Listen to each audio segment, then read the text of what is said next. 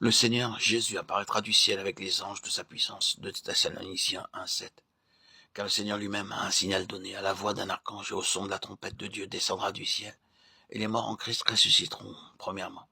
Ensuite, nous les vivants qui serons restés, nous serons tous ensemble enlevés avec eux sur des nuées, à la rencontre du Seigneur dans les airs, et ainsi nous serons toujours avec le Seigneur. 1 Thessaloniciens 4:16-17. Le Seigneur Jésus descendra après que les trompettes auront sonné. Il y a 3 trompettes. D'abord tous les anges qui s'écrient « Voici, il vient ». Ensuite l'archange Michel s'écrie « Voici, il vient ». Puis le Seigneur lui-même s'écrie « Voici, je viens vite ». Et alors le Seigneur descend dans toute sa gloire, accompagné de tous ses anges et de tous ses saints. Ceux qui sont endormis en lui seront ramenés par lui.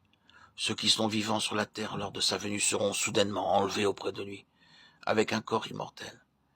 Et en le voyant tout à coup face à face, ils seront transformés à son image. Tous ensemble, ils rencontreront le Seigneur dans les airs. Ce rassemblement aura lieu dans les airs. Imaginez le Seigneur Jésus-Christ au milieu d'eux. D'un côté tous les anges, de l'autre côté les croyants, et le Seigneur Jésus nous présentant l'un après l'autre devant les anges, il dira « Mes chers anges, j'aimerais vous présenter un tel en provenance de Paris. Voyez-vous en cette personne la moindre souillure, la plus petite imperfection. Regardez-la de la tête aux pieds, par devant, par derrière, par en haut et par en bas. Voyez-vous quoi que ce soit de répréhensible en cette personne? Quelques fautes, quelques rides? Alors les anges regarderont de tous les côtés et répondront « Non, Seigneur, nous ne voyons rien de répréhensible, il n'y a aucune faute dans cette personne. » Ils diront même au Seigneur « Nous voyons dans cette personne une gloire supérieure à celle que nous avons nous-mêmes, car en le voyant en lui, nous serons semblables à lui. Il nous donne sa propre beauté, sa propre gloire, sa propre majesté. » C'est pour cette raison que notre Seigneur est si heureux. C'est lui qui a commencé cette œuvre et c'est aussi lui qui l'achèvera. Ensuite les anges diront encore au Seigneur « Seigneur, nous connaissons ce Parisien depuis très longtemps. Nous savons combien il a péché, combien il a failli, combien de fois ne s'est-il pas mis en colère contre sa femme, combien de fois ne s'est-il pas irrité, combien de fois il a convoité de petites choses. Comment se peut-il qu'une telle personne qui a accumulé tant de fautes puisse être maintenant si belle et si glorieuse, même plus belle et plus glorieuse que nous-mêmes? » Et le Seigneur répondra « C'est par ma grâce, c'est à cause de mon sang qu'il est ce qu'il est. Par la grâce de Dieu, je suis ce que je suis. Et sa grâce envers moi n'a pas été vaine, loin de là. J'ai travaillé plus que tous, non pas moi toutefois,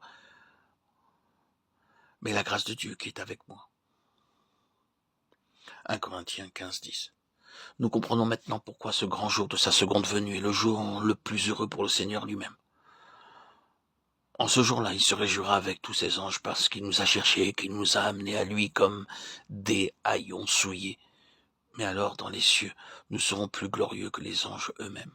C'est en vue de ce jour que le Seigneur nous a laissé les témoignages du pain et du vin, afin que nous nous préparions pour ce grand jour. Nous devrions chaque jour nous préparer en vue de ce jour glorieux.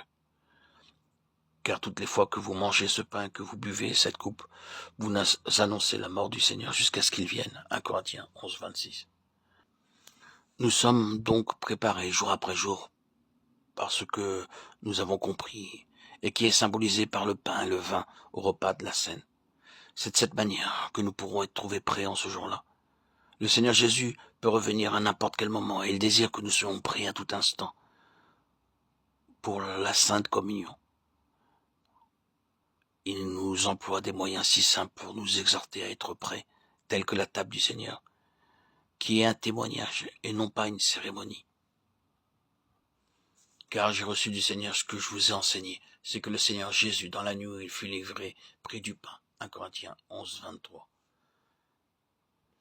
Volontairement poussé par son amour, il s'est offert et s'est donné pour nous.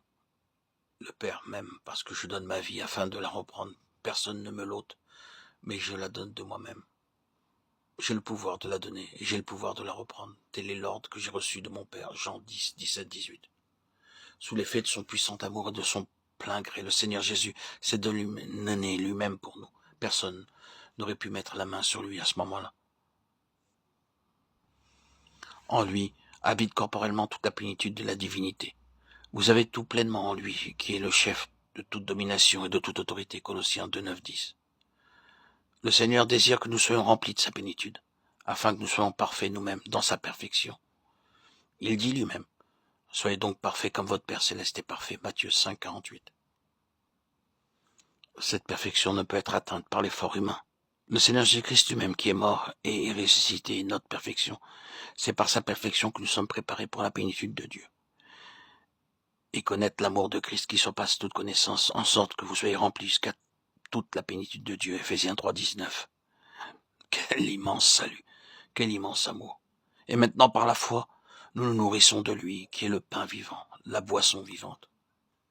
C'est pour cette raison que nous le remercions, que nous lui exprimons notre gratitude et lui rendons grâce, que nous le louons et l'exaltons, que nous le magnifions et l'élevons avant de prendre part à ces symboles visibles que sont le pain et le vin. Ce n'est pas pour les bénédictions terrestres que nous le remercions à cet instant-là, mais nous sommes uniquement occupés des gloires à venir, car toutes les choses terrestres ne servent qu'à nous préparer en vue de cette association céleste et éternelle avec lui. Ainsi, par la foi, nous le mangeons et par la foi, nous le buvons afin d'être semblables à lui dans le futur.